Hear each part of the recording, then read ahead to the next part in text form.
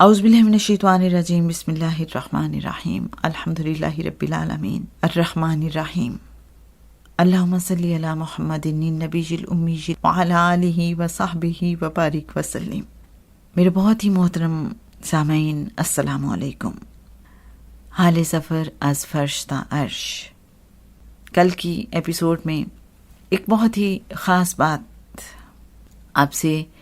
Share کی گئی تھی کہ حضرت باغ حسین کمال رحمۃ اللہ علیہ کو نہ صرف ایک غیر معمولی مشن سونپا گیا اور اس مشن کی تکمیل کیا خوبصورت انداز میں پھر انہوں نے کی کہ 9 ارب جنات کو حلقہ بگوش اسلام کیا، اور اس کے علاوہ اتحاد اسلامی، نفاذ اسلام اور غلبہ اسلام کے حوالے سے انہوں نے اپنی منزل مراد حاصل کی، جو ان کی ڈیوٹی لگائی گئی تھی۔ اپنے وہ ٹارگٹس انہوں نے اچیو کیے اللہ کے فضل و کرم اور کریم آقا صلی اللہ علیہ وآلہ وسلم کی نظر کرم سے۔ اور کیا ہی خوبصورت بات تھی کہ جب انہیں یہ مشن سونپا گیا تو کریم آقا صلی اللہ علیہ وآلہ وسلم نے انہیں فرمایا کہ آج سے تم میرے بیٹے ہو، میرے گھر کا ایک فرد ہو، آئندہ مسجد کی بجائے گھر یعنی روضہ اطہر میں بیٹھ کر درود پاک پڑھا کرو۔ اور پھر کریم آقا صلی اللہ علیہ وآلہ وسلم حضرت باغ حسین کمال رحمۃ اللہ علیہ کو دربار عام یعنی مسجد سے اٹھا کے اپنے نور محل کے دربار خاص میں لے گئے اور اپنی شفقتیں نچھاور فرمائیں۔ آج کی ایپیسوڈ بہت اہم ہے اس حوالے سے کیونکہ اب یہ جو کتاب حال سفر ہم آپ کے ساتھ شیئر کر رہے ہیں، یہ کیوں لکھی گئی، اس کا بیان ہے آج کی ایپیسوڈ میں۔ پیج 84، کتاب حال سفر از فرش تا عرش، حضرت باغ حسین کمال رحمۃ اللہ علیہ لکھتے ہیں، بارگاہ رسالت صلی اللہ علیہ وآلہ وسلم سے حکم صادر فرمایا گیا کہ اپنی روحانی کیفیات، احوال اور تصوف و سلوک کے بارے میں ایک مختصر سی کتاب قلم بند کرو جو سالکین کے لیے مشعل راہ ثابت ہو۔ مزید فرمایا، دین کے اہم ترین شعبے احسان کو ایک بڑا طبقہ نظر انداز کر چکا ہے، انکار کے مقابلے میں اظہار بھی پوری قوت سے ہونا چاہیے، لہٰذا اپنے احوال کا بھی تذکرہ کرو تاکہ لوگوں کو اس کی برکات کا احساس ہو اور انہیں اس راہ پر چلنے کا شوق نصیب ہو۔ عرض کیا، کتاب کا نام کیا رکھوں؟ حضرت امام حسین رضی اللہ تعالی عنہ بول اٹھے، حال سفر۔ میں غور ہی کر رہا تھا کہ حضور صلی اللہ علیہ وآلہ وسلم نے فرمایا، از فرش تا عرش بھی نیچے لکھوا دینا تاکہ معنویت پیدا ہو جائے۔ الحمدللہ رب العالمین۔ میں نے عرض کیا، یا رسول اللہ صلی اللہ علیہ وآلہ وسلم، اللہ تعالیٰ کے فضل اور آپ صلی اللہ علیہ وآلہ وسلم کے کرم سے ناچیز کو انعامات سے اس قدر مالا مال فرمایا گیا ہے کہ اگر میں ظاہر کر دوں تو لوگ یقین کرنے کی بجائے مذاق کرنا شروع کر دیں گے۔ آپ صلی اللہ علیہ وآلہ وسلم نے فرمایا، سنو قرآن کریم کی یہ آیت، سورہ الاحزاب آیت 56، ترجمہ، بے شک اللہ اور اس کے فرشتے آپ صلی اللہ علیہ وآلہ وسلم پر درود بھیجتے ہیں، تو اے ایمان والو تم بھی آپ صلی اللہ علیہ وآلہ وسلم پر درود اور خوب سلام بھیجو۔ ہر کوئی ہر دور میں پڑھتا رہا ہے، میری حدیث میں بھی موجود ہے۔ حضرت عبداللہ بن مسعود رضی اللہ تعالیٰ عنہ سے روایت ہے کہ رسول اللہ صلی اللہ علیہ وآلہ وسلم نے فرمایا، قیامت والے دن وہ شخص میرے سب سے زیادہ قریب ہوگا جس نے دنیا میں مجھ پر سب سے زیادہ درود شریف پڑھا ہوگا، مگر اس حکم پر کما حق ہو توجہ نہیں دی گئی۔ تمام عباد و زہاد نے نوافل، تلاوت اور تسبیحات پر توجہ مرکوز رکھی، انہوں نے درود پر وہ توجہ نہ دی جس کا تقاضا اللہ کریم نے کیا تھا، مگر میری امت میں تم واحد شخص ہو جس نے اللہ کریم سے عجیب دعا مانگی درود اللہ تعالیٰ کا ذاتی وظیفہ ہے، سو جب تم نے اس کی دعا کی تو گویا اللہ کریم کی آرزو طلب کر لی، لہٰذا اس نے تمہیں درود کی ذاتی نسبت عطا فرما دی۔ تمہاری یہ معصوم اور پاکیزہ ادا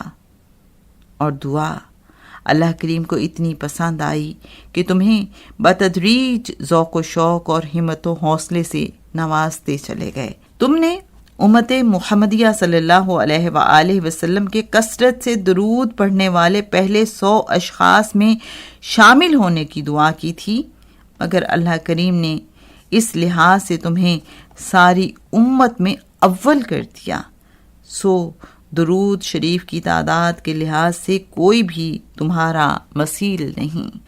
اس درود شریف کی وجہ و برکت سے میں نے اور اصال ثواب کی وجہ سے دیگر انبیاء کرام علیہم السلام، خلفائے راشدین رضوان اللہ علیہم اجمعین، حسنین کریمین رضی اللہ عنہما، صحابہ کرام رضی اللہ عنہم اور اولیاء کرام رحمت اللہ علیہ نے تمہیں اپنا بیٹا بنایا ہے، اور اولیاء کرام رحمت اللہ علیہ میں میری ذاتی توجہ جتنی تمہیں حاصل ہے وہ اور کسی کو نصیب نہیں ہوئی، اور اس کی وجہ سے اللہ تعالیٰ کا خصوصی فضل و کرم تیرے شامل حال ہو رہا ہے۔ درود شریف کے سلسلے میں یہ گزارش بیجا نہ ہوگی کہ اگرچہ درود شریف پہلے بھی میرا معمول تھا، مگر 29 جولائی 1975 کو میں حضرت جی رحمت اللہ علیہ کے حلقہ ذکر میں شامل ہوا تو اس سے انس مزید بڑھ گیا،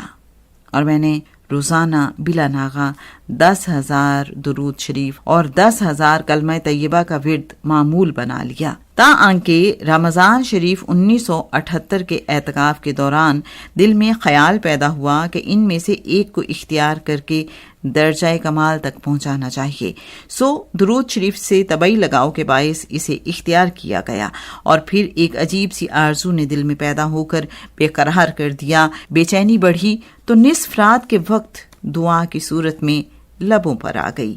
بارگاہ الہی میں دستے دعا بلند ہوا، الہی مجھے تا حیات حضور صلی اللہ علیہ وآلہ وسلم کے حضور کم از کم 1 کروڑ سالانہ درود شریف کے ایصال کی سعادت نصیب فرما۔ یا اللہ، میں درود شریف کا ریکارڈ قائم کروں، پھر توڑوں، پھر قائم کروں، پھر توڑوں، پھر قائم کروں۔ رب العالمین، میرے مالک، مجھے امت محمدیہ صلی اللہ علیہ وآلہ وسلم کے ان پہلے 100 خوش نصیبوں میں شامل فرما لے جنہوں نے حضور صلی اللہ علیہ وآلہ وسلم پر کثرت سے درود شریف بھیجا ہے۔ بے حد و بے حساب تعریفیں، نا پیدا کنار تعریفیں، بے انتہا تعریفیں میرے اللہ، میرے مالک کے حضور، جس نے مجھ ناچیز و عاجز کو یہ دعا مانگنے کا لازوال شرف بخشا، بے مثال سعادت سے بہراور فرمایا، جس نے مجھے اپنے ذاتی وظیفے سے سرفراز فرما دیا۔ میں اگر یہ کہوں کہ نہ کسی نے ایسے دعا مانگی، نہ کسی کی ایسے قبول ہوئی، میں کیوں نہ کہوں کہ 1400 سال سے رحمت حق منتظر تھی کہ کوئی دعا مانگے تو صحیح، وہ ذات اقدس طالب تھی کہ کوئی طلب تو کرے، یہی طلب اس کا مطلوب تھی، اور اس طلب کے لیے دل چنا تو کس کا چنا؟ ہاں، کمال کا چنا، بے شک کمال کا چنا۔ حضور صلی اللہ علیہ وآلہ وسلم کی رحمت کے صدقے کمال کو اس نعمت لازوال و بے مثال سے مشرف کیا گیا کہ ملائکہ بھی جھوم اٹھے، کائنات جھوم اٹھی، حضور صلی اللہ علیہ وآلہ وسلم جھوم اٹھے، ارے رحمت حق جھوم اٹھی، کمال کا نصیب جاگ اٹھا۔ میرے اللہ، میرے مالک، بے حد و بے حساب تعریفیں، بے کراں تعریفیں، بے پایاں تعریفیں تیرے لیے ہیں۔ اسے میری شاعرانہ تعلی پر محمول نہ کر، یہ تحدیث نعمت ہے، اظہار تشکر ہے۔ قرآن کریم 6666 پھولوں کا گلدستہ ہے، فقیر نے تو صرف ان اللہ و ملائکتہ یصلون علی النبی، یا ایھا الذین آمنوا صلوا علیہ وسلموا تسلیما، بے شک اللہ اور اس کے فرشتے آپ صلی اللہ علیہ وآلہ وسلم پر درود بھیجتے ہیں۔ اے ایمان والو، تم بھی آپ صلی اللہ علیہ وآلہ وسلم پر درود اور خوب سلام بھیجو۔ کہ ایک پھول کا سوال کیا تھا، یہ سوال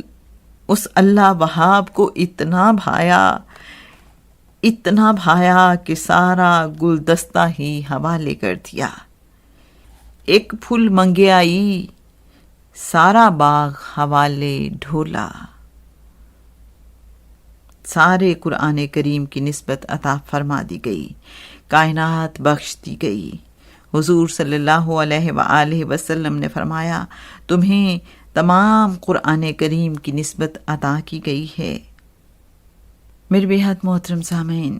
یقیناً آپ کے دل کی کیفیت، آپ کی روح کی کیفیت بھی اس وقت عجیب ہوگی۔ بہت سی دعائیں، بہت سی التجائیں آپ کے اندر سے بھی پھوٹ رہی ہوں گی، لفظ خاموش، لیکن شاید رواں رواں بول رہا ہوگا، التجا کر رہا ہوگا۔ مجھ گناہگار کو بھی اپنی دعاؤں میں یاد رکھیے۔ سنتے رہیے حال سفر از فرش تا عرش۔ اللہم صلی علی محمد النبی الامی وعلی آلہ وصحبہ وبارک وسلم۔